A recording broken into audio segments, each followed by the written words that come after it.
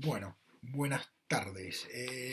Vamos a ver hoy, si bien nosotros veníamos viendo el capítulo 12, el capítulo 13 y el capítulo 14, que era la Revolución Francesa, ahora vamos a tener que volver un poco atrás en el libro, al capítulo 9, para ver cómo era un poco, como ahora los temas van a pasar a ser no de Europa, sino en el mismo periodo de tiempo que vimos en Europa, qué estaba ocurriendo en América, ¿no? Y para eso es importante saber cómo se organizó políticamente desde la conquista en adelante América, para entender luego la serie de reformas que se van a dar en el siglo XVIII, que van a ser fundamentales para entender el proceso de independencia de los países de la América Española principalmente. Por lo tanto, tenemos que entender un poco cómo eran estas instituciones que nosotros debemos haber escuchado alguna vez, como el cabildo, el virreinato, las audiencias, los consulados, bueno, un montón de funciones que hemos escuchado porque fueron instituciones muy importantes al momento de la independencia, el 25 de mayo, por ejemplo, había un virrey, Cisneros, había un cabildo, había, bueno, un montón de cosas. Después hemos escuchado también la palabra consulado porque uno de los más insignes hombres de la independencia latinoamericana, Manuel Belgrano, resulta que era secretario consular del comercio, ¿no? Formaba parte del consulado de comercio. Por lo tanto, ya en cierta manera algunas cosas las tenemos asociadas. Luego también es muy importante eh, el tema de los gobernadores y de las ciudades. Digamos, la fundación de las ciudades en el proceso de conquista son muy importantes para entender cómo la existencia de las provincias actuales, ¿no? La existencia de las provincias australes no tiene nada que ver con lo ancestral, no hay ninguna estructura ancestral, ni mucho menos geográfica, por eso en cierta manera muchas de nuestras provincias son insolventes fiscalmente, porque el criterio con el que fueron construidas tiene que ver con un criterio estratégico que tiene que ver con la conquista, con lo militar, ¿no? Y no necesariamente con la supervivencia de la ciudad que se estaba fundando. Pero bueno, todas estas cosas son importantes, por eso creo que es necesario que veamos y revisemos cómo se organizó la conquista y luego cómo se organizó la administración de los territorios conquistados, ¿no? Para empezar a describir esta administración colonial tenemos que decir que en un momento, como habíamos visto en primer año, en el capítulo 5 y también en parte en el capítulo 4 de este mismo libro, nosotros habíamos hablado de digamos, de los adelantados y de las capitulaciones. Los adelantados, ¿quiénes eran? Personas que estaban enviadas por la corona para tomar territorios en nombre del rey. Eso es un adelantado, ¿no? Eran los primeros en llegar y tomar los territorios en nombre del rey. Si vos no tenías esta capitulación, este permiso, no podías tomar y todo lo que tomaras no tenías permiso para hacerlo y por lo tanto era ilegal e ilegítimo. Entonces, la apropiación de ese territorio, pasabas a ser como un pirata. Por lo tanto, lo primero que tenemos que ver era,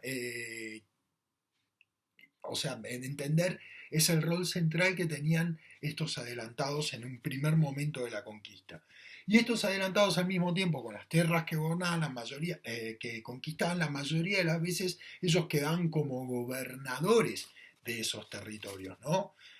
Así es como empezó a haber tantos gobernadores, o sea, administradores que se encargaban de administrar la justicia, lo militar y lo administrativo y económico, digamos, el poder de los gobernadores era muy grande, y abarcaba muchos aspectos. Había tantos gobernadores como conquistadores había, y para semejante enorme territorio se necesitaron muchos conquistadores y por lo tanto muchos gobernadores. Ahora, Una cosa era llegar a América en 1510, que casi no tenías competencia, y otra cosa era ya América en 1535, por ejemplo. 1535 ya era Vox Populi, digamos, ya todo el mundo sabía en Europa que las riquezas de América eran extraordinarias, digamos, fuera de cualquier tipo de preconcepción, era totalmente extraordinaria y la explosión económica que esto iba a generar iba a ser inmensa. Por lo tanto, esto empezó a despertar la ambición de particulares, de piratas, de bandidos, pero principalmente la ambición de otras potencias que también había en Europa. España no era la única, también estaba en Francia, también estaba Inglaterra, también estaba Holanda, que se estaba desarrollando como una gran potencia, y por supuesto también estaba Portugal. Por lo tanto, tenemos que entender que, eh, digamos, el territorio español estaba empezando a correr peligro. Para eso, el rey va a tener que centralizar de alguna forma el poder para controlarlo mejor. ¿Y qué es lo que se forma? Bueno, se forman los virreinatos. Los virreinatos son administraciones mucho más abarcativas que centralizan el poder en una figura que es la del virrey, que va a tener jurisdicción militar, que va a tener jurisdicción administrativa y que va a ser también juez. El gobernador era juez, el gobernador también era comandante militar, pero ahora iba a tener una instancia superior a él, que era mandada por el rey, que era este virrey, que era el representante del rey en América, ¿no? Bueno, pero vamos a ver que América no solamente se gobernaba con los virreyes o desde América, sino que tenía dos gobiernos. América tenía el gobierno que se daba desde la metrópoli y el otro gobierno que estaba establecido en América, ¿no? Vamos a empezar por describir, eh, digamos, aquella estructura gubernamental que pertenecía a la metrópoli.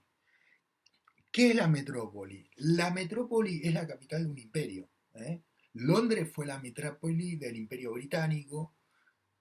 París fue la metrópoli de los imperios franceses, el imperio napoleónico, por ejemplo, y Madrid va a ser la capital, la metrópoli del imperio español. ¿Eh? Muy bien.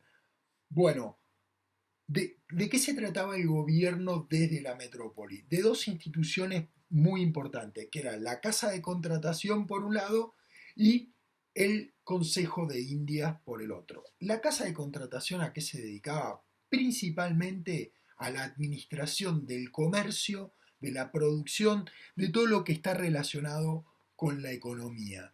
Pero además de esto, eh, la Casa de Contratación se encargaba justamente de contratar a aquellos marinos idóneos como para ejecutar una obra de conquista o de guerra o de supervisión, de lo que sea. Entonces tenemos que la casa de contratación se va a dedicar más a lo comercial y a lo administrativo. Luego vamos a tener quizá lo más importante del gobierno desde la metrópoli, era la máxima autoridad seguramente, era el Consejo de Indias. Esto más de alguno de ustedes que alguna vez haya incursionado digamos, en la lectura de lo que sucedió en la colonia, debe haber escuchado sobre el Consejo de Indias. El Consejo de Indias era como el que hacía las leyes, ¿eh? El que hacía las leyes del virreinato. Era muy importante. ¿Eh? Además de eso, el Consejo de Indias era precedido por el rey, por lo tanto tenía una importancia. Precedido quiere decir que el rey es entonces que el presidente. Eso no está precedido por el rey, el Consejo de Indias. Al mismo tiempo, el Consejo de Indias, además de hacer las leyes y ordenanzas que van a regir el territorio colonial, también se va a encargar de redactar las crónicas de Indias. Fíjense que todo lo que sucedió en la conquista española está redactado y queda documentado y es una obra faraónica, inmensa. El Consejo de Indias se encargaba de digamos, hacer este relato, las crónicas de Indias. Bueno, y por el otro lado también, al finalmente, hacia el 1600, el Consejo de Indias también tenía una junta dentro del Consejo que era la junta militar, digamos, la junta de guerra, que era la que se iba a encargar de tomar las grandes decisiones sobre la defensa y conquista de los territorios. Bueno, y finalmente tenemos las autoridades. Esto todo venía de la metrópoli, es decir, de España. Y ahora vamos a tener las autoridades que estaban establecidas en los territorios americanos. El primero, como habíamos visto, era el virrey. ¿Cuáles eran las funciones del virrey? Era el representante del rey y tenía funciones en lo militar, en lo civil, civil entendemos lo administrativo, lo económico y demás, pero también eh, tenía lo judicial, militar, civil y judicial, es decir, era juez además, el virrey. Luego, más abajo del virrey tenemos dentro del virreinato iba a haber diferentes gobernaciones, que vamos a ver que las gobernaciones son las mismas que existían desde antes de la existencia del virreinato. Existían estas gobernaciones. Bueno, esta vez las gobernaciones van a estar supeditadas a la autoridad del virrey. ¿Cuáles son? ¿Qué funciones tienen esas gobernaciones o esos gobernadores que eran los que ejercían el poder en las gobernaciones? Bueno, iba a ser también militar, judicial y comercial, pero no iba a poder contradecir la autoridad del virrey, o por lo menos el virrey iba a poder imponer su autoridad en estas tres actividades en la gobernación. ¿Mm? Bueno, después también tenemos en América algo que se llama la audiencia.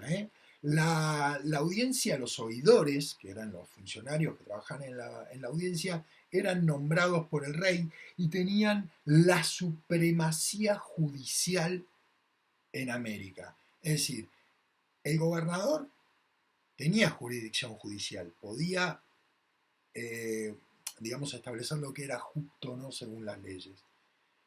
Pero el virreinato tenía una autoridad superior al gobernador en esos aspectos. Es decir, que si el gobernador decía esto es injusto y el virreinato decía no, es justo, el que iba a tener la razón era el virreinato. Pero arriba del virrey existía la audiencia, la Real Audiencia, y la Real Audiencia tenía jurisdicción sobre lo judicial, ¿no? Bueno, además de estas autoridades tenemos el consulado. El consulado, ¿qué va a hacer? Se va a encargar principalmente, el consulado se va a encargar principalmente de lo comercial, de lo administrativo. El que ejerció en el Virreinato del Río de la Plata la función administrativa, comercial y productiva y económica fue Manuel Belgrano, que ejerció este rol de cónsul. Por lo tanto, el consulado se va a encargar de lo económico. Y por el otro lado, tenemos que decir que en este periodo es muy importante el rol que cumplen las ciudades. Tremendo territorio tenía que ser conquistados. Y los centros de los cuales se expandían esas conquistas eran las ciudades. Por lo tanto, la base de la conquista estuvo en la fundación de ciudades. La estrategia principal de la conquista residió en fundar ciudades. Entonces estas ciudades eran la principal función y la función original de estas ciudades fue la de ser un fuerte, fue la de ser una fortaleza militar, que tenía como función principal o bien la defensa de una frontera o la expansión de la frontera. Bien, entonces ese es el rol principal que se le da a las ciudades. Entonces, por ejemplo, vamos a ver, había ciudades, diferentes tipos de ciudades y diferentes criterios para fundar una ciudad. O bien se fundaban sobre territorios o sobre ciudades ya existentes. Los mejores ejemplos de estas ciudades fueron Tenochtitlán en México y Cusco en Perú, ¿no? Sobre estas mismas ciudades se construyeron ciudades españolas, y sino también se establecieron en lugares nuevos, por ciertas conveniencias que tienen que ver con el comercio, es decir, que puede ser que hayan sido ciudades que fueron fundadas en lugares, en puertos. A ver, generalmente todas las ciudades puertos fueron nuevas, porque ni los incas ni los aztecas eran grandes navegantes y mucho menos navegantes de ultramar. Por lo tanto, casi todas las ciudades portuarias, a cuáles me estoy refiriendo, a Buenos Aires, Cartagena de India, Veracruz, eh, bueno, Lima, Valparaíso, no eran ciudades indígenas, fueron todas ciudades fundadas por españoles con este objetivo. ¿Mm?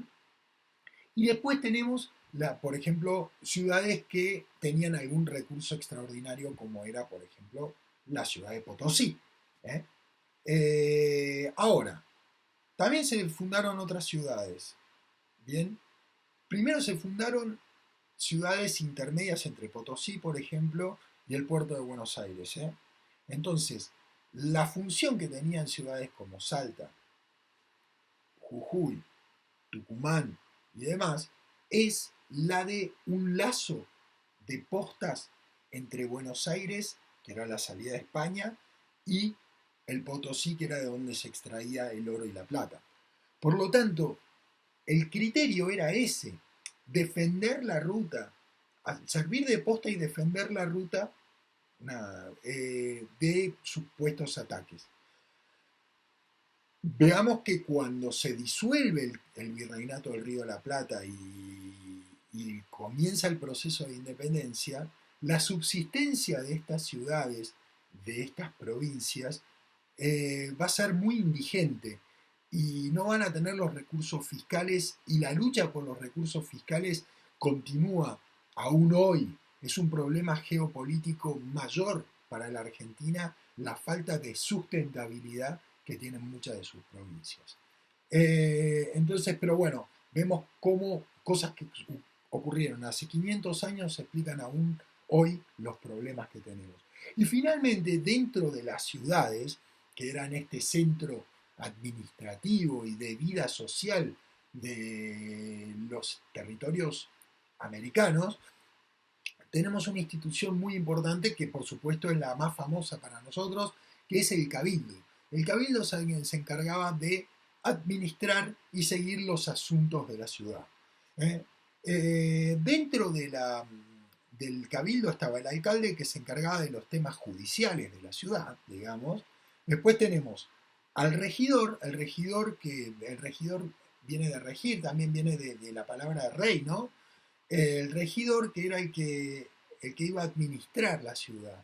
Y después vamos a tener al alférez real, que va a ser el encargado eh, de los regimientos de la ciudad, de los destacamentos que estaban asentados en la ciudad.